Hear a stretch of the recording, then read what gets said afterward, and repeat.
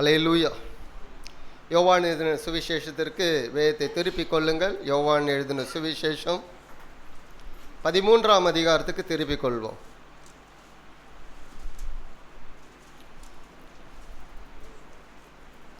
ரொம்ப மிக முக்கியமான ஒரு புஸ்தகம் யோவான் சுவிசேஷம். மிகுந்த ஒரு முதிர்ந்த வயதிலே யோவான் எழுதினதான ஒரு அற்புதமான ஒரு புஸ்தகம். கடைசியாக எழுதப்பட்ட புஸ்தகங்களே மிக முக்கியமானது யோவான் எழுதின சுவிசேஷம். சில ஆசிரியர் சொல்லுவாங்க அவர் நடுவில் இதை எழுதினார்னு. வாய்ப்பே இல்லை. அவர் பத்மதீவுக்கு டொமிஷன் ஆட்சியிலே பத்மதீவுக்கு நாடு கடத்தப்பட்டு பிறகு அங்கிருந்து எபேசு பட்டணத்துக்கு வந்து அங்கே சபைகளை நிறுவினார். பிறகு எபேசு பட்டணத்தில் தான் அவர் மரித்து அடக்கம் பண்ணப்பட்டார். அப்பேற்பட்ட ஒரு சூழ்நிலை தான் எழுதினார். ஏறக்குறைய 85 கிபி 85 95க்கு உட்பட்ட காலங்களிலே எழுதப்பட்டதான புஸ்தகம் யோவான் சுவிசேஷம். வெளிப்படுத்தின விசேஷம் 1 யோவான் 2 யோவான் 3 யோவான் ஆகிய நிருபங்கள் எல்லாம் கடைசியாக எழுதப்பட்டது. ஆனால் புதிய ஏற்பாடு தொகுக்கப்பட்டது 2ஆம் நூற்றாண்டின் கடைசி காலகட்டத்தில் தான் புதிய ஏற்பாடு என்று ஒன்று தொகுக்கப்பட்டது. உங்களுக்கு ஒரு ஸ்டடி எடுக்கணும்னு நான் விரும்புகிறேன். லீவு நாளில் இன்ட்ரோடக்ஷன் ஆஃப் த பைபிள்னால் என்ன அப்படின்னு ஒரு ஸ்டடி எடுக்கணும்னு விரும்புகிறேன். எப்படி ஒரு நல்ல ஒரு இது பிக்சரோடு காமிச்சு எடுத்தால் நல்லா இருக்கும்னு நினைக்கிறேன். ஒரு 3 மணி நேரம் ஒரு ஒர்க் ஷாப் மாதிரி அந்த கிளாஸ் இருக்கும். நம்ம இடையில் ஏதாவது ஒரு லீவு நாள் இருந்துச்சுன்னா அந்த இந்த ஸ்டடிக்கு நீங்கள் அந்த பாடத்துக்கு வாங்க. வேதம் என்னன்னா புரிஞ்சுக்கலாம். மூல வேதம் இன்றைக்கி என்ன இருக்குது, மூல மொழியில் எப்படி இருக்குது வேதம், நமக்கு எப்படி டிரான்ஸ்லேட் பண்ணப்பட்டிருக்கு, அதோடைய நோக்கம் என்ன, எதெல்லாம் மிக முக்கியமானது, நமக்கு அன்னைக்கு ஆண்டவர் எதெல்லாம் முக்கியமாக வைத்தார் என்பதை நாம் புரிந்து கொள்ள வேண்டும். இந்த பைபிள் BIBLE பைபிள்ன்ற வார்த்தை கூட இதிலேருந்து வந்ததுன்றதும் நமக்கு தெரியணும். இதெல்லாம் கொஞ்சம் அடிப்படையான ஒன்று. ரொம்ப மிக முக்கியமான ஒரு ஸ்டடி அது. நமக்கு இடையில் ஏதாவது லீவு நாள் இருந்துச்சுன்னா எல்லாரும் வர முடியுன்ற சூழ்நிலைக்கு நீங்கள் இருப்பில் வந்தீங்கன்னா எழுதி போட்டு நாம் அதை எடுக்கலாம். இன்ட்ரோடக்ஷன் ஆஃப் த பைபிளும் வேதத்தை குறித்ததான அறிவும் நமக்கு வேண்டும். வேதத்தை எப்படி படிக்க வேண்டும் என்று நம்ம தெரிஞ்சிருக்க வேணும். சிலர்லாம் எப்படி படிப்பாங்கன்னா திறந்த உடனே ஏதாவது ஒரு வசனத்தை படிப்பாங்க. அவன் 4 கொண்டு செத்தான்னு இருக்கும். அடுத்த வசனத்தோடைய நீயும் போய் அதை செய்யன்ற மாதிரி இருக்கும். இப்படி எடுத்து படிப்பாங்க பாருங்கள். என்னமோ வார்த்தை கடவுள் வார்த்தையை கொடுக்குறாருன்ற மாதிரி அப்படியெல்லாம் படிக்கக்கூடாது. ஒரு ஒழுங்கின் கிரமமாக படிக்கணும். ஒரு புஸ்தகத்தை எடுத்தால் புஸ்தகத்தை அழகாக படித்து முடிக்கணும். ஒரு அதிகாரம் படித்து 4 நாள் கழிச்சு இன்னொரு அதிகாரம் இல்லை. ஒரு அதிகாரம் வாசிங்கன்னா அடுத்த சாயங்காலமே இன்னொரு அதிகாரம் வாசிக்க முயற்சி பண்ணுங்கள். இல்லைன்னா அடுத்த நாள் ஒவ்வொரு நாளும் வேதத்தை வாசிக்கக்கூடிய முறை பழக்கம் கண்டிப்பாக உங்களுக்கு இருக்கணும். எனக்கு நேரமே இல்லைன்னு சொல்வீங்கன்னா உங்களோட போய் பேசுகிறவங்க இந்த உலகத்தில் யாருமே கிடையாது. முழு பூசணிக்காவை சோத்தில் அப்படின்னா என்ன தெரியுமா? முழு பூசணிக்காய் சோத்தில் மறைக்கிறதுனா தெரியுமா அந்த கதை உங்களுக்கு? ஒரு பழமொழி மாதிரி சொல்லிட்டாங்க. அதுக்கு ஒரு கதையே இருக்குது. நான் பிறகு சொல்கிறேன் அந்த கதையை உங்களுக்கு. அதனால் வேத வாசிப்புக்கு நேரத்தை கொடுங்கள். எல்லாத்துக்கும் நேரம் கொடுக்குறீங்கல்ல. வேதம் வாசிக்கிறதுக்கு குறைஞ்சது 24 மணி நேரத்தில் இதுக்குன்னு 1 மணி நேரம் எடுத்து வச்சுருங்க. 1 மணி நேரம் எடுத்து வச்சுட்டு அதை ஸ்ப்ளிட் பண்ணி வேணால் வச்சுங்க. காலையில் ஒரு அரை மணி நேரம், மதியானம் ஒரு 1/4 மணி நேரம், சாயங்காலம் ஒரு 1/4 மணி நேரம் அப்படின்ட்டு எப்படியாவது 1 மணி நேரத்தை என்ன பண்ணுங்க வச்சுருங்க. ஏசு கிறிஸ்து சொன்னார்ல, நீங்கள் தீமைக்குட்படாதபடிக்கு உங்களை தூங்காமலாம் ஜெபம் பண்ண சொல்லலை, விழித்திருந்து ஜெபம் பண்ணுங்கள். அப்படின்னா என்ன அர்த்தம்? நீங்கள் போய் பாவத்தில் விழுந்துடாதீங்க, தீமை உங்களை தொட்டுவிடக்கூடாது. அதனால் என்ன பண்ணுங்க, கொஞ்சமாவது மனதளவில் விழித்திருங்கள். அப்போ விழித்திருக்கணும்னா விழித்திருப்பதற்கு ஆதாரம் அல்லது பேஸ்மெண்ட் அச்சாரமாக இருக்கக்கூடியது கர்த்தருடைய வார்த்தை தான். அந்த வார்த்தை எந்த அளவுக்கு உள்ளே இருக்கிறதோ அவரோடு நீங்கள் உறவில் இருக்க முடியும். ஜெபம் என்பது 24 hours 24 மணி நேரம் கடவுளோடு உறவில் இருப்பது தான் ஜெபம். ஒரு 2 வாரம் நான் எடுத்திருக்கேன், ஜெபத்தை குறித்து எடுத்திருக்கேன் 2 வாரம். ஜெபம்னா என்ன அப்படின்றது. அதனால் கடவுளோடு உள்ள உறவு ரொம்ப ரொம்ப முக்கியம். நடக்கும் போதும் பேசிக்கிட்டு போகலாம், வண்டி ஓட்டும் போதும் பேசலாம், படுத்து கொண்டு இருக்கும் பொழுதும் பேசலாம். இருந்தாலும் ஒரு நேரம் அவருக்குன்னு செப்பரேட்டாக கொடுக்கணும். அதுவும் ரொம்ப முக்கியம். ஆமென். கரங்களை தட்டி ஒரு விசை கூட ஆண்டவரை மகிமைப்படுத்தலாம். 13ஆம் அதிகாரம் எடுத்துக்கொள்வோம். முதல் 3 வசனங்களை வாசியுங்கள். 3 வசனங்கள் ரொம்ப மிக முக்கியமான வசனங்கள். பிறகுதான் நாம் என்ன போதனை என்பதை போகிறோம். பஸ்கா பண்டிகைக்கு முன்பு அப்படின்னா பஸ்கா பண்டிகையில் அவர் முடிஞ்சு போயிடு, அவர் லைஃப் எண்டு. அதுதான் பஸ்கா அப்படின்னா கடந்து செல்லுதல், பாஸ் ஓவர் அப்படின்றதுதான். பஸ்கா எங்கே ஆரம்பித்ததுன்னா இஸ்ரவேல் மக்கள் அந்த கடைசி 10 வாதைகளில் கடைசி வாதை அங்கே இருந்தால் அவர்கள் மீட்கப்பட்டு வருகிறார்கள். அங்கே ஒரு பெரிய பலி உண்டாகிறது. முதல் பலி எதுனா ஆட்டுக்குட்டி. பிறகு என்னன்னா தலைச்சன் பிள்ளைகள்லாம் பலியாக்கப்படுகிறார்கள். அது ஒரு மனிதனுடைய கீழ்ப்படியாமையினாலே ஒரு மிகப்பெரிய ஒரு நியாய தீர்ப்பு என்பது அவர்களே ஏற்றுக்கொள்ளக்கூடியதான ஒரு நியாய தீர்ப்பு அது. அப்போது ஒரு ஆட்டுக்குட்டி, 1 வயதுள்ள ஆட்டுக்குட்டி பலியாகப்பட்டு ரத்தம் சிந்தப்பட்டு அதன் மூலமாக அவர்கள் வெளியே வருகிறார்கள். அது பஸ்கா, வருஷந்தோறும் கொண்டாடப்பட வேண்டும் என்று. இயேசு கிறிஸ்துவும் ஊழியத்தை ஆரம்பித்து 4 பஸ்கா அனுசரித்திருக்கிறார். ஊழியத்தில் 30 வயசுலேருந்து 3 பஸ்காவை இவர் எழுதி வைத்திருக்கிறார். 2ஆம் அதிகாரத்தில் 1 வரும், 6ஆம் அதிகாரத்தில் 1 வரும், திரும்ப 12ஆம் அதிகாரமோ 11ஆம் நம்ம வாசம் ஏற்கனவே பஸ்கா 13ஆம் அதிகாரத்தில் நம்ம வாசிக்கிறோம். இப்போது பஸ்கா நாட்களில் அவர் முடிய போகிற சூழ்நிலை என்ன வாசிக்கிறோன்னா, 1ஆம் வசனத்தில் ஒரு வார்த்தை, ரொம்ப மிக முக்கியமான ஒரு வார்த்தை இருக்கிறது. என்ன வார்த்தை தெரியுமா? அது சொல்லுங்க, கொஞ்சம் வாசிங்க, வசனத்தை வாசிச்சுட்டு மிக முக்கியமான ஒரு வார்த்தை இருக்கிறது அங்கே. அன்பு வைத்து, அப்புறம்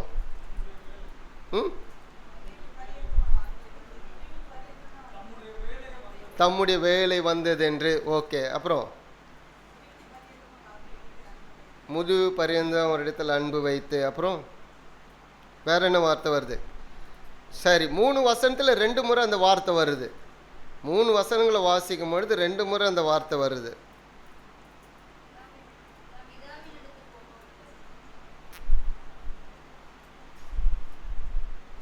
இன்னும் கொஞ்சம் போங்க, உள்ளே போய் பாருங்க.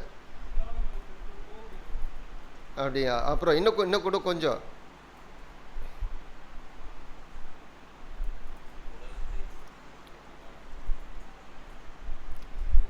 சின்ன வார்த்தை தான், நாம் கண்டுபிடிக்க முடியல. முதல் வசனத்தில் வேலை வந்ததென்று அறிந்து, அந்த அறிந்துன்றது தான் நம்ம ஒரு கேள்வி போடணும். எதை அறிந்தார்? 3ஆம் வசனத்துலேயும் பாருங்கள், முடியும் பொழுது அறிந்து.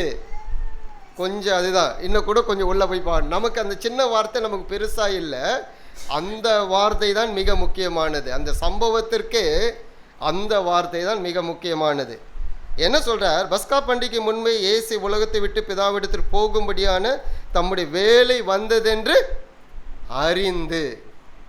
அவருக்கு அறிந்து அப்படின்றது என்னன்னா, அந்த நோக்கம் முழுவதும் அந்த ஒரு வார்த்தையில் தான் இருக்கிறது. எதற்காக இயேசு பூமிக்கு வந்தார், எதை செய்து முடிக்க வந்தார்? அவர் வந்தது நோக்கம் என்ன? மரிக்கிறது, ரத்தம் சிந்ததெல்லாம் செகண்டு தான், அடுத்தது தான். முதலாவது என்ன? அவர் வார்த்தையை பேச வேண்டும், அவர் போதனையை செய்ய வேண்டும்.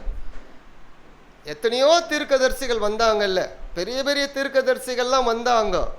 ஆனால் வந்த பிறகும் எருசலேமை விட்டு தேவனுடைய வார்த்தை எங்கேயுமே வெளியே போகலை. போச்சா? எங்கேயாவது போச்சா? போகலை. ஒரே ஒருத்தர் தீர்க்கதரிசி அனுப்புகிறாரு, நினிவேக்கு அனுப்புகிறாரு. நினிவேக்கு அனுப்பக்கூடிய தீர்க்கதரிசி என்ன பண்ணார்? ஓடி போட்டார். அவருக்கு என்னன்னா, ரொம்ப நல்ல புஸ்தகம் யோனா புஸ்தகம், ரொம்ப இன்ட்ரெஸ்டிங்காக இருக்குது. அந்த புஸ்தகத்தை வாசித்தோம்னா, பார்த்தோம்னா, ஸ்டடி எடுத்தோம்னா ரொம்ப இன்ட்ரெஸ்டிங்காக இருக்கும். அவருக்கு என்னென்னா, நான் அந்த எருசலேம் அந்த இடம்லாம் இருக்குது, அதெல்லாம் விட்டுட்டு போயிட்டோம்னா தேவனுடைய பிரசன்னத்தை விட்டு நான் போயிட்டேன்னு அர்த்தம். அதனால் இவர் எங்கே போகிறாராம்? தேவனுடைய பிரசன்னத்தை விட்டு போகிறாராம். எங்கே போகிறார்? இப்போது தர்ஷீஷுக்கு போகிறார். அப்போ அவங்களுக்கு புரிதல்லாம் எப்படி இருக்குது பாருங்க. ஒரே ஒரு மனிதனுடைய வாழ்க்கையில தான் ஆண்டவர் அவனுடைய சுய விருப்பத்தை மாற்றணும்னு நினைச்சார். அவனே மாற்றணும்னு நினைச்சாரு. மீதி பேர் வாழ்க்கையெல்லாம் ஆண்டவர் செய்யலை. அதனால கடவுள் செஞ்ச விஷயங்கள்ல, யோனாவுடைய வாழ்க்கையில கடவுள் செஞ்ச விஷயமும் யோனாவும் கடவுளும் பேசிக்கின சம்பாஷணைகளும் ரொம்ப வித்தியாசமா இருக்கும். அல்லேலூயா. அப்போ கடவுள் இயேசு கிறிஸ்து வந்தது நோக்கமே என்ன? அவரை குறித்ததான அறிவு எல்லாருக்கும் வரணும், உலகமெங்கிலும். அதற்காக அவர் பூமிக்கு வந்தார். 12 பேரை தெரிந்து கொண்டார். பிறகு 120 பேர் இருந்தாங்க, 72 பேர் இருந்தாங்க, எல்லாரும் போயிட்டாங்க. ஆனால் கடைசி எத்தனை பேர் தான் நின்னாங்க? 11 பேர் நின்னாங்க. 11 பேர் செஞ்ச செயல்களில் தான் இன்னைக்கு நாம் இங்கே ஆராய்த்து கொண்டு இருக்கிறோம். இதுதான் இயேசு செய்த வேலை. அல்லேலூயா. அப்போ அவர் வந்தது நோக்கமே கடவுளை குறித்து எல்லா ஜனங்களும் அறிந்து கொள்ள வேண்டும், தன்னை குறித்து எல்லா ஜனங்களும் அறிந்து கொள்ள வேண்டும். அதற்கு ஒரு கூட்டம் தேவைப்படுகிறது. அந்த கூட்டத்தை அவர் ஏற்படுத்தினார். அவர்களோடு இருந்தால் அவர்களுக்கு கற்றுக் கொடுத்தார். அவருக்கு தேவையான பலனை கொடுத்தார். அவர்கள் எல்லா இடங்களிலும் ஊழியம் செய்தார்கள். எருசலேம், யூதேயா, சமரியாவை தாண்டி வெளியே வந்தாங்க. சின்ன ஆசியா, மைனர் ஆசியா போனாங்க. ஐரோப்பிய கண்டத்துக்கு போனாங்க. ஆசியா கண்டத்தின் முழு பகுதிக்கு சுற்றி வந்தார்கள். பவுலுடைய 3 சுவிசேஷ பிரயாணம் பல இடங்களுக்கு போனது. புறவினத்தினர் இயேசுவை கற்றுக்கொண்டார்கள். கடவுளை பற்றி தெரிந்தது. சபை பெருக ஆரம்பித்தது. அந்த நோக்கம் நிறைவேறினது. கடவுள் வந்த நோக்கம் நிறைவேறினது. அல்லேலூயா. அப்போ அந்த நோக்கம், தன்னுடைய வேலை, தாம் எதற்காக வந்தோம் என்பதை அறிந்தார். பார்த்தார், எல்லாவற்றையும் செய்து முடித்து இருக்கிறதை பார்த்தார். இப்பொழுது கடைசி நேரம் வந்துவிட்டது அவருக்கு. அந்த கடைசி நேரத்தில் ஏறக்குறைய ஒரு 3 மணி நேரம் பேசின வார்த்தைகள் தான் 13ஆம் அதிகாரம், 14ஆம் அதிகாரம், 15ஆம் அதிகாரம், 16ஆம் அதிகாரம், 17ஆம் அதிகாரம். இந்த 5 அதிகாரங்கள் 3 மணி நேரத்துக்கிட்ட 11 சீஷரில் பேசின போதனைகள். சாதாரணமான போதனைகள் இல்லை, மிக ஆழமான போதனைகள். ஏன்னா இந்த 13ஆம் அதிகாரத்தில் யூதாஸ் வெளியே போயிட்டாரு. அந்த தெருவிருந்த கம்யூனியன் முடிஞ்ச உடனே யூதாஸ் போயிட்டாரு. இவங்க ஒலிவ மலைக்கு போகிறாங்க. ஒலிவ மலையில் சம்பாஷணை நடக்கிறது. பிறகு ஒலிவ மலையின் கெத்சமனே தோட்டத்துக்கு வருகிறார்கள். கெத்சமனே தோட்டத்தில் ஜெபம் பண்ணும்போது தான் இரவு நடுராத்திரியில் இயேசு கிறிஸ்து கைது பண்ணப்படுகிறார். அப்போ இந்த யோவான் எழுதின சுவிசேஷத்தில் ரொம்ப மிக முக்கியமான போதனைகள். கடைசி நாட்கள் என்ன நடக்க போகிறது, இயேசு கிறிஸ்து கிட்ட கேட்கக்கூடிய கேள்விகள், இயேசுவுடைய அற்புதமான ஜெபம் 17ஆம் அதிகாரத்தில் ஒரு மேன்மையான ஜெபம், இதெல்லாமே 11 சீஷர்களோடு நடக்கக்கூடிய சம்பாஷணைகள். எனவே இந்த 13ஆம் அதிகாரத்தில் திரும்ப திரும்ப திரும்ப நீங்கள் வாசிப்பீர்கள் என்றால் பரிசுத்த ஆவியானவரை குறித்த தெளிவு உங்களுக்கு வரும். இயேசு கிறிஸ்துவை குறித்த ஒரு தெளிவு வரும். தன்னை குறித்ததான ஒரு அறிவு உங்களுக்கு வரும். சாதாரணமாக வாசிக்க முடியாது, நேரம் எடுத்து வாசிங்கள், பல மணி நேரம் எடுத்து வாசிங்கள், அப்பொழுது புரியும். அப்போது இயேசு கிறிஸ்து என்ன பண்ணுகிறார், தம்முடைய வேலை வந்தது அறிந்து, என்ன வேலை, எல்லாவற்றையும் செய்து முடித்தார். இப்பொழுது நான் மரிக்க போகிறேன், கடைசி நாள் இது, பஸ்கா முடிவதற்குள்ளாக இவருடைய மரணம் நேரிடப்பட போகிறது. இவர்தான் பஸ்காவாகிய ஆட்டுக்குட்டி, இவரே பஸ்காவாக ஒப்பு கொடுக்கிறார். எனவே இவர் மரித்த பிறகு வருஷத்துக்கு ஒரு முறை பஸ்கா இல்லை, ஒவ்வொரு நாளும் அனுசரிக்க வேண்டியதாய் மாறினது. அதனுடைய முறைமை சற்று மாற்றினார், அந்த முறையை மாற்றினார். அதனுடைய புரிதல் வந்தது ஜனங்களுக்கு, சீஷர்களுக்கு அது புரிதல் வந்தது, அப்போஸ்தலருக்கு அந்த புரிதல் வந்தது. இன்றைக்கும் நமக்கு அந்த புரிதல் வந்தது. ஒருவேளை நாம் வாரத்துக்கு முதல் ஞாயிற்றுக்கிழமை, 3ஆம் ஞாயிற்றுக்கிழமை இருக்குது, வருகிற நாட்களில் ஒவ்வொரு ஞாயிற்றுக்கிழமை இது இருக்கும். இந்த திருவிருந்து ஆராதனை ஒவ்வொரு ஞாயிற்றுக்கிழமையும் இருக்கும். அப்படி ஒரு காலகட்டம் வரும். அல்லேலூயா. வைக்கலாமா அப்படி ஒவ்வொரு ஞாயிற்றுக்கிழமையும்? யாருமே ஆமென்னு சொல்லலையே. சரி, நீங்கள் எப்போ ஆமென்னு சொல்கிறீங்களோ அப்போ வச்சுக்கலாம். கர்த்தர் நல்லவர். அப்போது கடவுள் தான் எதற்காக வந்தோம் என்பதை அறிந்து சீக்கிரத்திலே அதை முடிவு நடக்க போகிறது. என்ன வார்த்தை சொல்லுகிறது, அறிந்து தாம் இவ்வுலகத்தில் உலகத்தில் இருக்க தம்முடையவர்களிடத்தில் அன்பு வைத்தபடியே எதுவரையில் அன்பு வச்சாரா? முடிவு பரியந்தம். அவருக்கு எதாவது முடிவு இருக்கிறதா? கடவுளுக்கு எதாவது முடிவு இருக்கிறதா? முடிவு பரியந்தம் அன்பு வைத்தார். அப்போ நல்லா கவனித்துக் கொள்ள, இவர் மனிதனாகிய இயேசுவும் இருக்கிறார், கடவுளாகிய இயேசுவும் இருக்கிறார். 100% இரண்டு தன்மை அவருக்குள்ளே இருக்கிறது. அவருடைய வாழ்நாட்களில் நீ அந்த ரெண்டு தன்மையும் பார்க்க முடியும். சில நேரங்களில் வேதனைப்படுகிறார், சில நேரங்களில் எருசலேமை பார்த்து கண்ணீர் விடுகிறார். பல நேரங்களில் இந்த மனித தன்மையை நாம் பார்க்க முடியும், பல நேரங்களில் தெய்வீக தன்மையை பார்க்க முடியும். கடலின் மேல் நடக்கிறார், வார்த்தையை சொல்லுகிறார், இயற்கைக்கு மேற்பட்ட அற்புதங்கள் நடக்கிறது, தெய்வீக தன்மையை செயல்படுகிறது. ரெண்டு தன்மை அவர்கிட்ட ஒரே நேரத்தில் செயல்படுகிறது. இது பாதி அது பாதின்லாம் இல்லை, ரெண்டு தன்மை ஒரே நேரத்தில் செயல்படுகிறது. இப்பொழுது மனித தன்மையிலும் பேசுகிறார், தெய்வீக தன்மையிலும் பேசுகிறார். மனித தன்மையில் என்ன பேசுகிறார்? தனக்கு தான் யாரை தெரிந்து கொண்டு அழைத்தாரோ எல்லாரிடத்திலும், தன்னை மறுதலிக்க போகிறவனிடத்திலும், தன்னை காட்டி கொடுக்க போகிறவனிடத்திலும், சந்தேகப்படுகிறவரிடத்திலும், இன்னுமே புரிந்து கொள்ளாத மக்களிடத்திலும் எப்படி அன்பு வைத்தாராம்? இந்த உலகத்தில் இருந்த நாட்கள் வரைக்கும், கடைசி வரைக்கும் அந்த அன்பில் ஒன்றும் மாறவில்லை. ஒரு கீறலும் எந்த ஒரு பிழையும் அந்த அன்பிலே கிடையாது. முழுமையான ஒரு அன்பு, முடிவு பரிந்த அவரிடத்தில் அன்பு வைத்தார். எந்த கோபமும் அந்த அன்பில் இல்லை, எந்த எதிர்பார்ப்பும் அந்த அன்பில் இல்லை. பிறகு இவங்க என்ன செய்ய போகிறாங்கன்றதும் கிடையாது, முடிவு பரியந்தம் அன்பு வைத்தார். எனவே அன்புக்கு இலக்கணம், அன்புக்கு ஆதாரம் யாருன்னா இயேசு கிறிஸ்து மாத்திரம்தான். அவருடைய வாழ்க்கையில் அதை புரிந்து கொள்ள முடியும். சீஷர்கள் பல முறை இயேசுவுக்கு விரோதமாய் நடந்தார்கள், இயேசு கிறிஸ்து பேசுவதற்கு விரோதமாய் பேசினார்கள். சில நேரங்களில் ஆண்டவர் கோவப்பட்டிருக்கா, அவருடைய உணர்வுகளை புரிந்து கொள்ள முடியும். சில நேரங்களில் கோவப்பட்டு பேசியிருக்கா சீஷரிடத்தில். ஆனால் அவருடைய அன்பில் எந்த மாற்றமும் கிடையாது. அல்லேலூயா. அன்பு இருப்பதினாலே நீதி செய்கிறார், அன்பு இருப்பதினாலே கண்டிக்க செய்கிறார், அன்பு இருப்பதினாலே ஒரு உணர்வை கொடுக்கிறார். அப்போ எந்த அளவுக்கு அன்பு வைத்தார் என்பதை இவருடைய வாழ்க்கை தொடர்ந்து வாசிக்கும் பொழுது காட்டுகிறது. முடிவு பரியந்த அன்பு வைத்தார். தம்முடைய விதத்திலே சாதாரணமாக அவர்களை வைத்துக்கொள்ள, அவரோடு ஒருவராக அந்த 12 அப்போஸ்தலரை ஆண்டவர் வைத்திருந்தார். போகிற இடங்கள்லாம் போனார்கள், எங்கெல்லாம் அவர் போனார் அங்கெல்லாம் போனார்கள், எங்கெல்லாம் இயேசு விருந்துக்கு அழைக்கப்பட்டார் அங்கெல்லாம் சீஷர்களும் போனார்கள். அற்புதமான ஒரு வாழ்க்கை. அந்த 3.5 வருட ஆண்டு கால வாழ்க்கை அப்போஸ்தலரில் கிடைத்த ஒரு பெரிய சிலாக்கியம், மிகப்பெரிய சிலாக்கியம். இப்போ என்ன நடக்குது? 2ஆம் வசனம் பாருங்க, ரொம்ப மிக முக்கியமான வசனம். சீமோனின் குமாரனாகிய யூதாஸ் காரியத்தை அவரை காட்டி கொடுக்கும்படி பிசாசானவன் அவருடைய இருதயத்தை தூண்டின பின்பு அவர்கள் போஜனம் பண்ணி கொண்டு இருக்கையில்,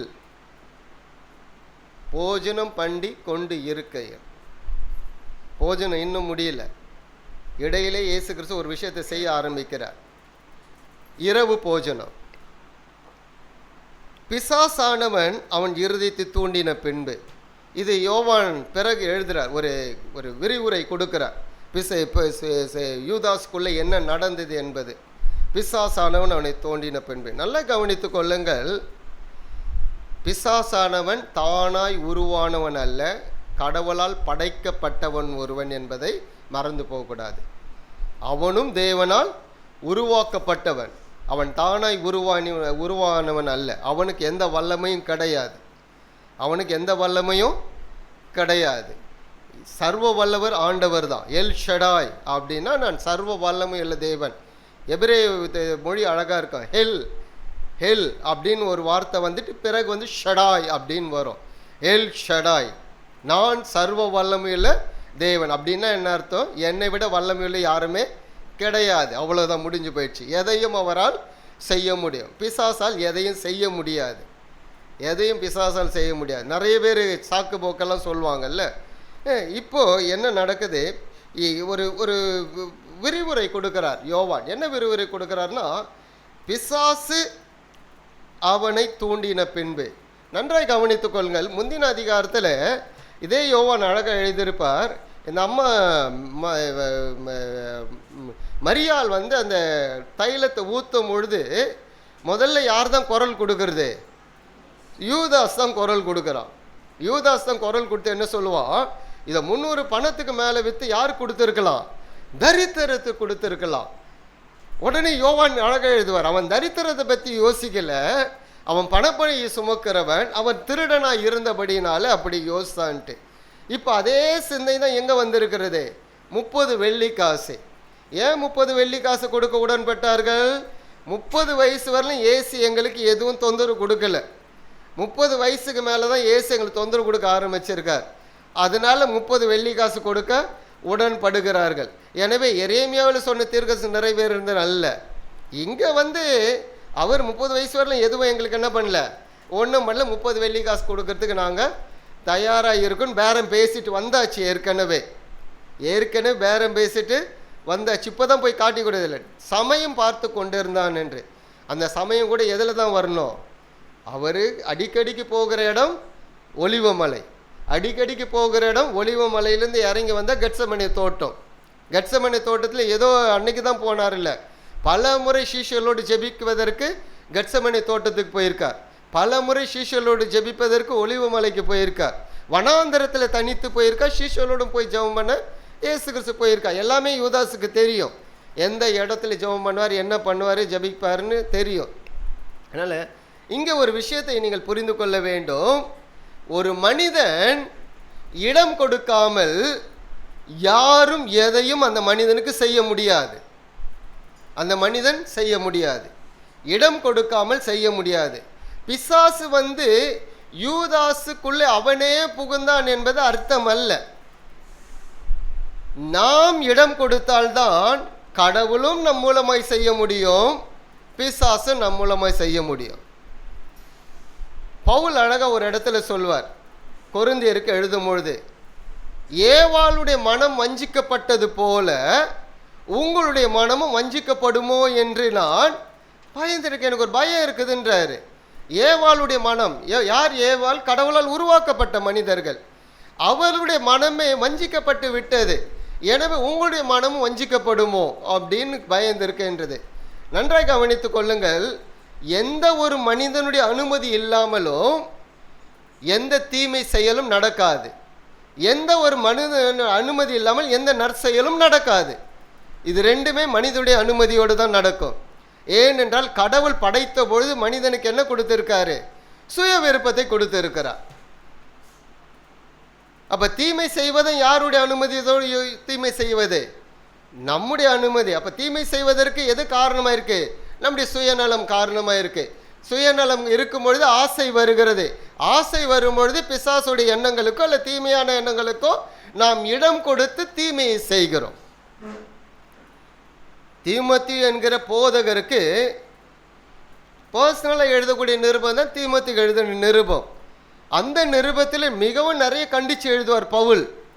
எழுதும்போது 6ஆம் அதிகாரத்தில் சொல்லுவார், பண ஆசை எல்லா தீமைக்கும் வேறா இருக்கிறது, சிலர் அதை இச்சித்து. அப்போ யாருடைய பொறுப்பது?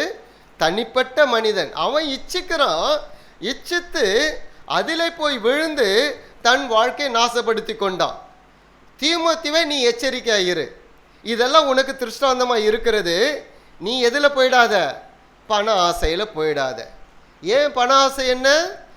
எல்லா தீமைக்கும் ரூட் அதுதான், வேறு அதுதான். பண ஆசைன்னு ஒரு வந்துடுச்சுன்னா எந்த தலைவனும் விழுந்து போயிடுவான். இங்கே யூதாசுக்குள்ள என்ன வந்திருக்கிறது? பண ஆசை. பிசாசு நுழைஞ்சானும் இல்லையே, எது நுழைஞ்சிச்சு அவனுக்குள்ள? பண ஆசை. அப்போ சுயநலமாய் வாழக்கூடிய ஒரு மனநிலை ஏற்கனவே அவனுக்கு வந்துடுச்சு. சுயநலமாய் வாழ்ந்தனால பணம் எனக்கு தேவை, எதை பற்றி அவன் யோசிக்கல. இவ்வளோ அற்புதமாய் ஆண்டவர் இருந்தார், அவர் ஆண்டவர் என்று அறிந்திருந்தான எதுவுமே அவனுக்கு வரல. பண ஆசை வந்துச்சுன்னா கண் மயங்கி போயிடும். எத்தனையோ சம்பவங்கள் இருக்குல்ல. எலியாவுக்கு அடுத்தது யார் வந்தது? எலிசாவுக்கு அடுத்தது யார் வந்திருக்கணும்? கேயாசி வந்திருக்கணும். ஏன் கேயாசியால் வர முடியல? பண ஆசை போயிடுச்சுல்ல, ஊழியமாக போயிடுச்சுல்ல. எவ்வளோ பெரிய ஒரு ஊழியம் அது, எவ்வளோ மேன்மையான ஒரு ஊழியம் அது. இழந்துட்டால எல்லாவற்றையும். ஒரு சின்ன பண ஆசை.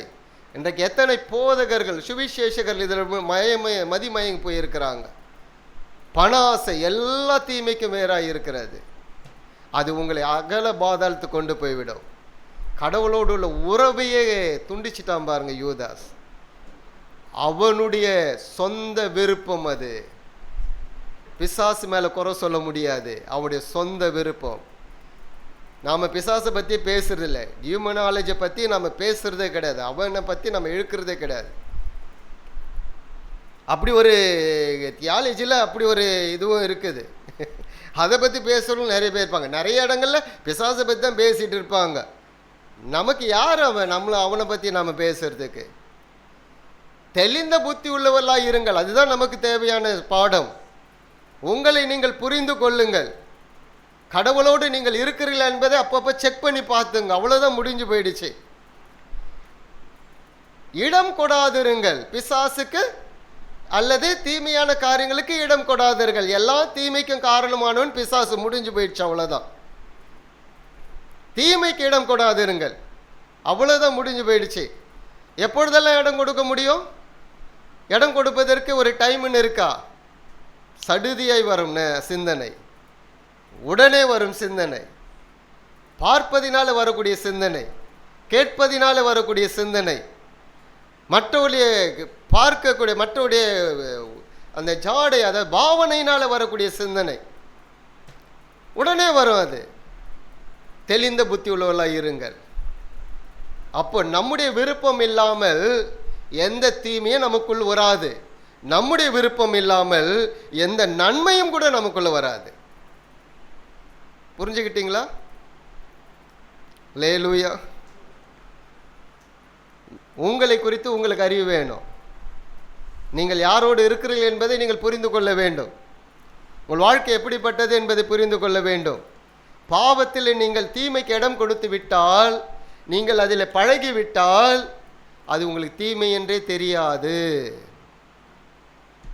நான் திரும்ப சொல்லுகிறேன், நீங்கள் பாவத்திற்கு இடம் கொடுத்து விட்டால், தீமைக்கு இடம் கொடுத்து விட்டு அதில் பழகி விட்டீர்கள் என்றால், நீங்கள் அதற்கு அடிமையாகிவிட்டால், யார் என்ன சொன்னாலும் உங்களை ஏற்றுக்கொள்ள முடியாது. ஏனென்றால் அது உங்களுக்கு பாவனே தெரியாது.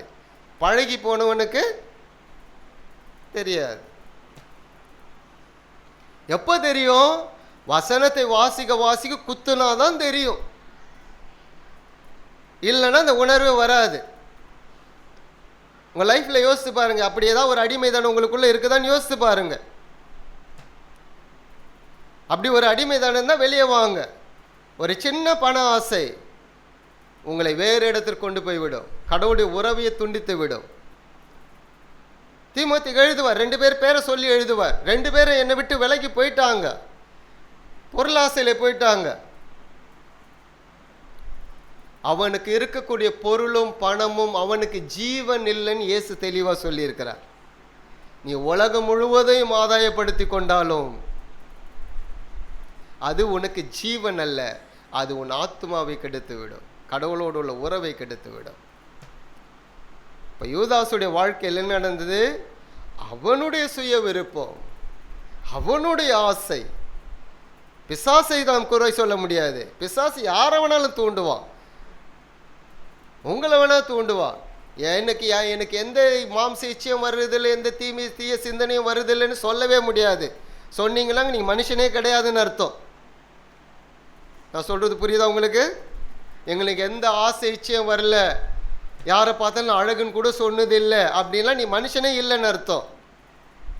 வரும் வரும், உள்ள விடாதீங்க, எதிர்த்து நில்லுங்க. முடிஞ்சு போயிடுச்சு. நான் சொல்கிறது உண்மை தானே? அல்லேலூயா. கரங்களை தட்டி ஆண்டவரை மகிமைப்படுத்தலாம். நாம் கொஞ்சம் ஒரு வசனத்துக்குள்ளே கொஞ்சம் உள்ளே போகிறோம், என்ன நடந்திருக்குன்னு தான் போகிறோம் உள்ள.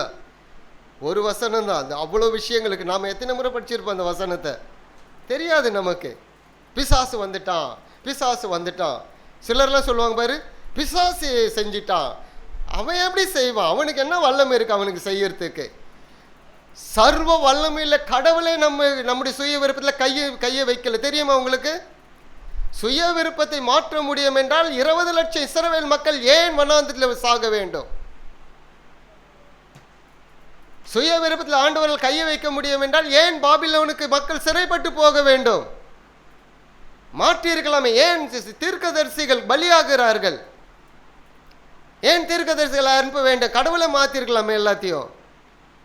இன்னைக்கு இருக்கிற ஏறக்குறைய 800 கோடி ஜனங்கள் ஆண்டவரை மாற்றிருக்கலாம் இல்லை? 800 கோடி ஜனங்கள்ல ஏறக்குறைய ஒரு 300 கோடி ஜனங்கள் மேல கிறிஸ்தவர்களா இருக்கிறாங்க. அதுல 3 கோடி ஜனங்கள் கூட உண்மையுள்ளவர்களா இருப்பார்லன்னு தெரியாது. இன்னைக்கு அப்படிப்பட்ட ஒரு சூழ்நிலை வாழ்ந்து கொண்டு இருக்கிறோம். இஸ்லாமிய மதம் ஏறிக்கிட்டே போகுது, கிறிஸ்தவம் குறைஞ்சிக்கிட்டு வருது. இன்னைக்கு ஏன் குறைஞ்சிக்கிட்டு வருது? வாழ்க்கை முறை சரியில்லை. இஸ்லாமிய மார்க்கமும் ஒரு வேதத்தை தான் பின்பற்றுறாங்க, நமக்கு ஒரு வேதம் தான் இருக்கிறது. எல்லா விஷயங்களும் இதில் இருக்குது, மனிதனுடைய வாழ்க்கை முதற்கொண்டு எல்லாம் இருக்குது. பட் அதில் இல்லை. அது கிபி கிறிஸ்துவுக்கு பின் 600ஆம் நூற்றாண்டுகளில் தான் குரான் எழுதப்பட்டது. அவங்க மேலேருந்து வந்ததுன்னு சொல்லுவாங்க. முகமது நபிகளால் எழுதப்பட்ட ஒன்று. முகமது நபியுடைய வாழ்க்கை ஆராய்ந்து பாருங்க, படிச்சு பாருங்க எப்படி இருக்கு அவருடைய வாழ்க்கை. நமக்கு ஆண்டு ஒரு அற்புதமாக எழுதி கொடுத்திருக்கார். யாரும் எந்த கேள்வி கேட்க முடியாத அளவுக்கு எழுதி கொடுத்திருக்கார் வார்த்தைகளை. அப்பேற்பட்ட தேவனே நம்முடைய சுய விருப்பத்தில் கையை வைக்கல. பரிசுத்தம் உள்ளவன், நீதி செய்கிறவன், அசுத்தமாய் இருக்கிறவன், அவ்வளோதான், முடிஞ்சு போச்சுட்டாரு. நீ விசுவாசித்தால் நித்திய ஜீவன் உனக்கு உண்டு, நீ மறுதலித்தால் முடிஞ்சு போயிடுச்சு. எவ்வளோ அற்புதமான ஆண்டவர் பாருங்க. அவர் தான் நீதி உள்ளவர், நீதி உள்ள தேவன். சில வசனங்கள்லாம் வித்தியாசமாக இருக்குதுன்னா நீங்கள் வாங்க பைபிள் ஸ்டடிக்கு வாங்க, அதை கேள்விக்கு பதில் சொல்லலாம் என்னன்ட்டு. நாம் அதை எடுத்தோம்னா இங்கே இதுக்குள்ளே போக முடியாது. என்ன நடக்குது? பிசாசானவன் அவனை தூண்டினான் அப்படின்னா அவன் பிசாசுக்கு இடம் கொடுத்து, ஆசை வந்து பிசாசுக்கு இடம் கொடுத்து பண ஆசையில் மூழ்கி அவன் மற்றவளை குறித்து கவலை இல்லை, யாரை குறித்து அவனுக்கு கவலை இல்லை, தன்னை குறித்து தான் ஒரு கவலை வந்துச்சு. தனக்கு வேணும், தாம்பு வளரணும் அப்படின்ட்டு. என்னைக்கு ஒரு மனுஷன் தனக்கு தான் நினைக்கிறானோ அன்னைக்கே அவன் கிறிஸ்தவத்தை விட்டு வெளியே போயிட்டான்னு அர்த்தம். நான் கடுமையாக பேசுகிறேன்னு நினைக்காதீங்க, உண்மையை சொல்லுகிறேன். என்னைக்கு ஒருவன் தான் நான் அப்படின்னு நினைக்கிறானோ அவன் எதை விட்டு வெளியே போயிட்டான்? கிறிஸ்துவின் சிந்தையை விட்டு வெளியே போயிட்டான். அவன் உள்ளே வர முடியாது அவனால். எச்சரிக்கையாக இருங்கள். பொருள்லாம் நமக்கு ஒரு பெரிய விஷயம் இல்லை. இன்னைக்கு இருக்கிற நாம் நாளைக்கு இருப்போன்னு சொல்ல முடியுமா? யாரா சொல்ல முடியுமா? நாளைக்கு ஒருவேளை சென்னை பட்டணம் இல்லாமல் கூட போகலாம், பெரிய பூகம்பம் வரலாம், இல்லை இயேசு கிறிஸ்து நைட்டு வந்துடலாம். எது நமக்கு நிரந்தரம்? எதுவும் நிரந்தரம் அல்ல. ஒரு 4-5 நாளைக்கு முன்னாடி ஒருத்தன் ஜீப்பை எடுத்துகிட்டு போயிட்டு எத்தனையோ பேர் 2-3 பேரை சாவடிச்சிட்டு குடிச்சிட்டு ஓட்டியிருக்கான். பார்த்தீங்களா அந்த இது நியூஸ் தெரியுமா? ரோட்டில் அப்படியே செத்து விழுந்து கிடக்கிறாங்க 2 பேர். எத்தனையோ பேர் கை காலெலாம் முறிஞ்சு போயிடுச்சு. எங்கே நடந்துச்சு தெரியுமா?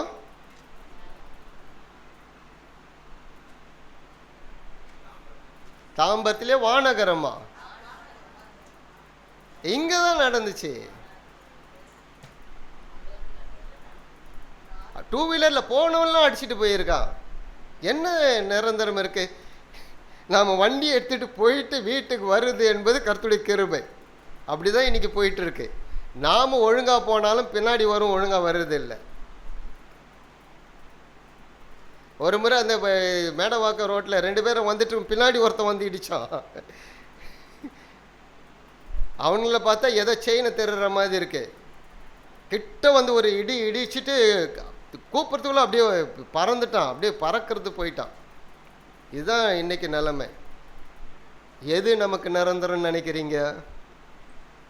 நம்முடைய அழகும் நமக்கு நிரந்தரம் இல்லை, நம்முடைய உடையும் நமக்கு நிரந்தரம் இல்லை, சரீரமும் நிரந்தரம் இல்லை, ஜீவனும் நிரந்தரம் இல்லை. அவரோடு உள்ள உறவு நிரந்தரம், அதை மாற்றவே முடியாது. அதுதான் நித்திய ஜீவன். அல்லேலூயா. பிரயாசப்படுங்கள். உங்கள் வாழ்க்கை கடவுளோடு இருப்பதற்கு பிரயாசப்படுங்கள். உண்மையாகவே கடவுளோடு வாழ்கிறீர்களா என்ற கேள்வி உங்களுக்குள்ளே இருக்கட்டும்.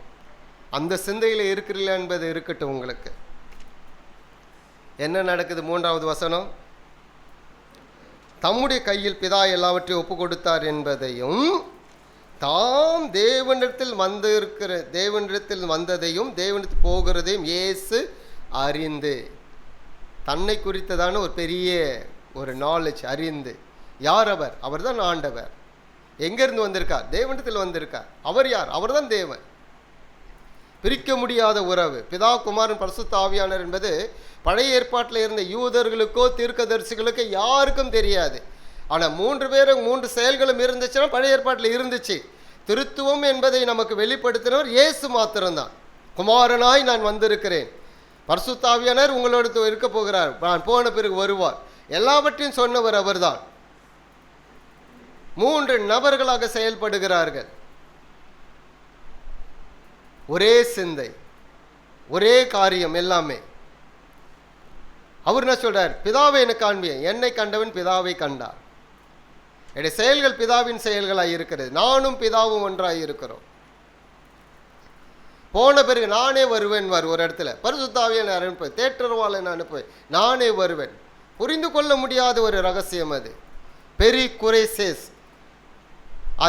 அந்த கிரேக்க வார்த்தையில் கொரியோகிராஃபின்னு வந்துச்சு. இந்த கோரியோகிராஃபின்றதை எடுத்துக்கிட்டு தான் சிலர் தேவையில்லாமல் அந்த வார்த்தைக்கு அர்த்தம் கொடுத்து கடவுள் நடனத்தை விரும்புகிறார்னு ஒருத்தர் போதிக்க ஆரம்பித்தார்.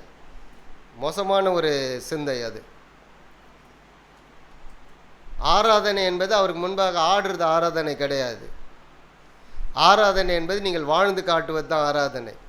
உங்களை பார்த்து 4 பேர் இவர்கள் அல்லவா கிறிஸ்தவர்கள், இவன் அல்லவா கிறிஸ்தவன், இவர்கள் அல்லவா கிறிஸ்தவர்கள், இவர்களோடு பேச வேண்டும் என்கிற சிந்தை உங்களை பார்க்கும்போது அடுத்தவர்கள் வரும் என்றால் இதற்கு பேர் தான் ஆராதனை.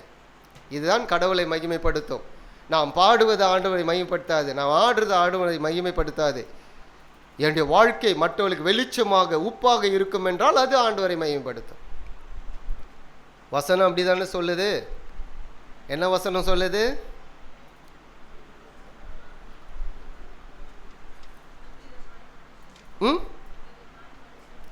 வாசிங்க, எடுத்து மத்தேயு 5:16 எல்லாரும் எடுத்து வாசிங்க, மறக்கக்கூடாத வசனம் அது.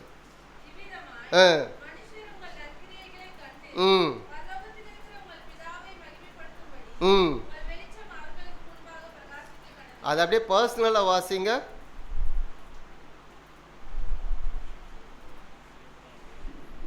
உங்கள்ன்றது நான் போட்டு வாசிங்க.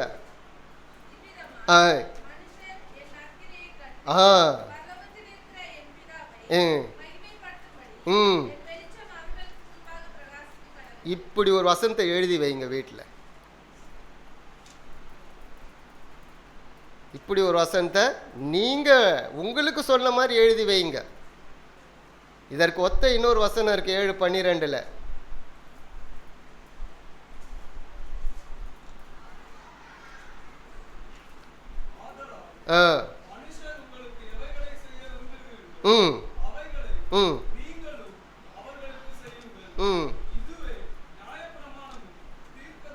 முழு வேதாமும் என்னதான்? அதையும் பர்சனலாக வாசித்து பாருங்க.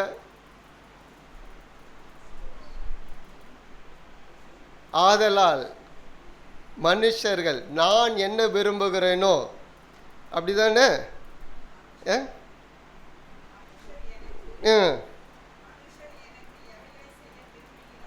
விரும்புகிறேனோ, முதலாவது நான் அதை மனுஷனுக்கு செய்யணும். இந்த 2 வசனத்தை தயவு செஞ்சு, இதுதான் உங்களுக்கு வாழ்க்கைக்குரிய வாக்கு தத்துவம். வேற எதுவும் உங்களுக்கு வாக்கு தத்துவமே கிடையாது. பெரிய வாக்கு தத்துவம் கடவுள் உங்களோடு இருக்கார், ஆவியானவர் உங்களோடு இருக்கார். இதை விட பெரிய வாக்கு தத்துவம் வேணுமா? வாக்கு தத்துவம் போட்டு மனுஷனை மதிமயங்க செஞ்சு வச்சிருக்காங்க. இதுதான் வாக்கு தத்துவம். உங்கள் வாழ்க்கை மற்றவர்களுக்கு வெளிச்சமாக இருக்கட்டும், இதுதான் அவருடைய விருப்பம், அவருடைய சித்தம். அதுதான். மற்றவர்கள் உங்களுக்கு என்ன செய்ய நீங்கள் விரும்புகிறீர்களோ, முதலாவது நீங்கள் அதை மற்றவர்கள் செய்யுங்கள். முழுவதும் பிரமாணம் அதை தான் சொல்லுது, தீர்க்க தரிசனம் அதை தான் சொல்லுது. அல்லேலூயா.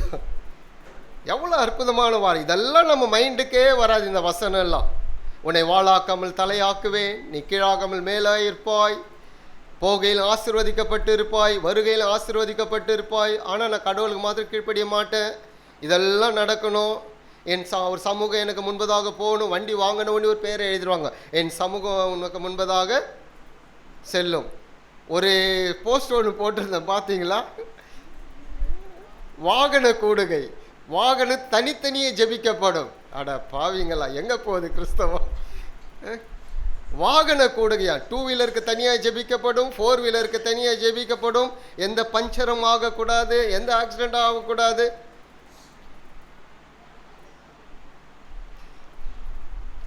அடுத்தது வேற எதுக்கு ஒரு கூடுகை வரும் பாருங்க. ஸ்பீக்கர் பாக்ஸுக்கு ஒரு கூடுகைன்னு வரும்.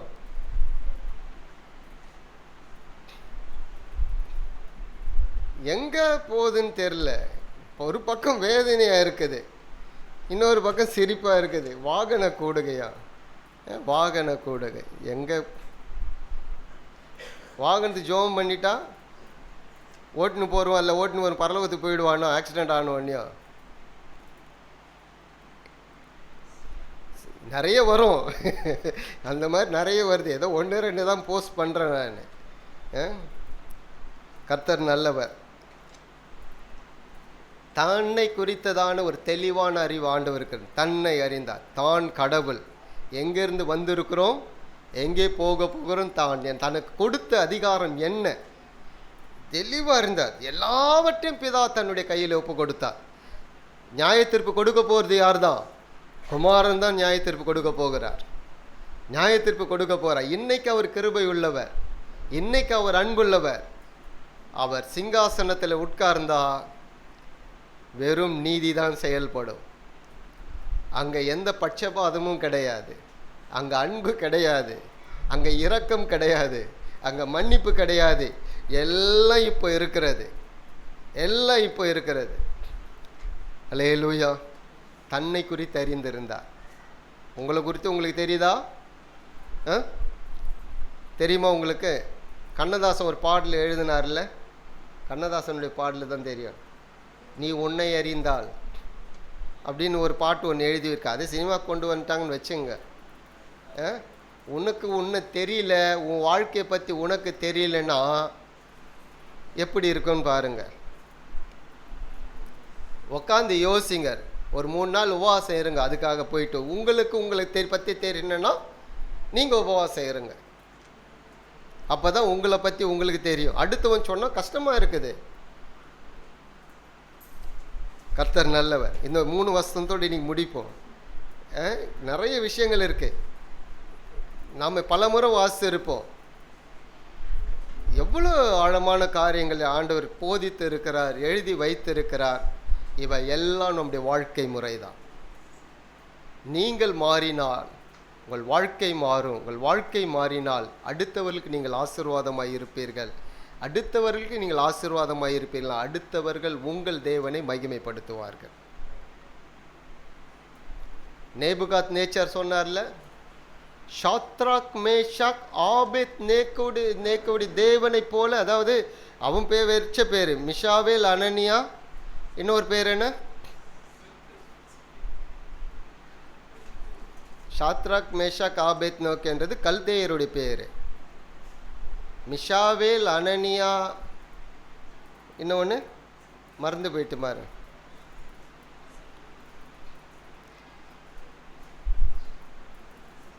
பெல்ஷாத்சார் என்பது தானியலுக்கு வைக்கப்பட்ட அடுத்த பேர், கடவுளை காட்பவன் என்பது. ஆனால் தானியல் என்பது யூத பேர். அவன் எப்போ பேரை மாற்றிடுவானுங்க பாரு. அடிமைதானத்துக்கு போயிட்டால் பேரை மாற்றுவாங்க, மொழியை கற்றுக் கொடுப்பாங்க, அவங்க கலாச்சாரத்தை கற்றுக் கொடுப்பாங்க. நேபுகாத் நேச்சர் சொல்கிறார், இவர்களுடைய தேவன் தான் தேவன் சொல்கிறாரு. ஆனால் அந்த தேவனை தன் தேவனை அங்கீகரிக்கல நேபுகாத் நேச்சர். அவருடைய மேஷாக். 3 பேர் என்னது? அனனியா, மிஷாவேல், மேஷாக்கா? சரி.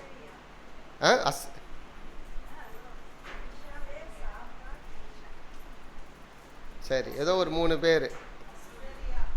அசரியா. ஓகே. அப்போது கவனிக்க வேண்டியது, நான் யார், என் வாழ்க்கை கடவுளுக்கு முன்பதாக எப்படி இருக்கிறது, நான் எதற்கு அடிமையாக இருக்கிறேன், எல்லா அடிமைத்தனத்திலும் நான் வந்து விட்டேனா? அப்படி இல்லை என்றால் சத்தியத்தை அறிவீர்கள், சத்தியம் உங்களை எல்லா அடிமைத்தனத்திலிருந்து விடுதலை ஆக்கும். சத்தியம் மாத்திரம்தான் விடுதலை பண்ணும், எந்த மனிதனுடைய வார்த்தையும் விடுதலை பண்ணாது. அதுதான் இயேசுடைய போதனை, அதுதான் பிரமாணம். அதை நாம் அறிவோம் என்றால் அது என்னை விடுதலை கொடுக்கும். அதுதான் எனக்கு விடுதலை கொடுத்திருக்கிறது. நான் விடுதலை ஆக்கப்பட்டிருக்கிறது, அதனால தான் விடுதலை ஆக்கப்பட்டு இருக்கிறேன். எனவே உங்களுக்கும் அதுதான் விடுதலை கொடுக்கும். பவுல் அதான் சொல்றார், நான் கிறிஸ்துவை பின்பற்றுவது போல நீங்களும் அவரை பின்பற்றுங்கள். இல்லைன்னா அவர் சொன்னது போல எழுத்தின் பிரகாரம் சொல்ல முடியுமா? நான் கிறிஸ்துவை பின்பற்றுவது போல நீங்கள் என்னை? அந்த தைரியம் வந்துச்சுன்னா நீங்கள் பாக்கியவான்கள். வரும் அந்த தைரியம்? வாலிப பிள்ளைகளுக்கு வரணும் அந்த தைரியம். தீமோத்தேயு வாலிபன், அதனால்தான் தீமோத்தேயு 4ஆம் அதிகாரம் 12ஆம் வசனத்தில் ஆரம்பிப்பார். வாலிபர்கள் முன்பதாக உன் வாழ்க்கை சரியாக இருக்கணும்வார். ஒரு பட்டியலை போடுவார், அன்பிலும் விசுவாசத்திலும் கற்பிலும் வாலிபர்கள் முன்பதாக உன் வாழ்க்கை இருக்கட்டும் என்று. எச்சரிக்கையாக இருங்கள். நாம் எல்லாரும் எழுந்து நிற்கலாமே. யூடியூப்பில் வரும், இது திரும்ப போட்டு கேளுங்க.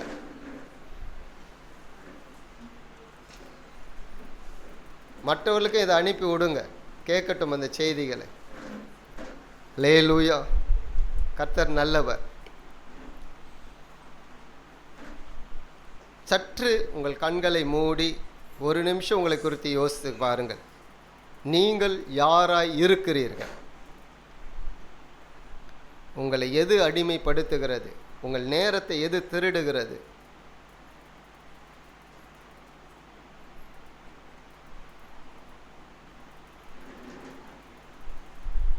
பரிசுத்த ஆவியானவர் நமக்கு உதவி செய்வாராக.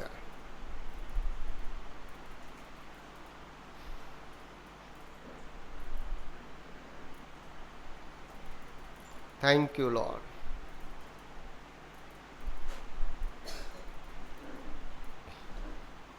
உமக்கு நாங்கள் நன்றி செலுத்துகிறோம். எங்களை மாற்றிக்கொள்ள எங்களுக்கு உதவி செய்யுங்கள். இந்த வார்த்தை எங்களுக்குள்ளே ஆழமாய் போகட்டும். எங்களை அர்ப்பணிக்கிறோம் ராஜ். எங்களை ஒப்பு கொடுக்கிறோம்.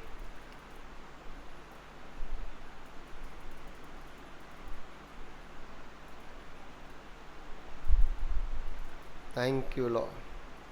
நன்றி.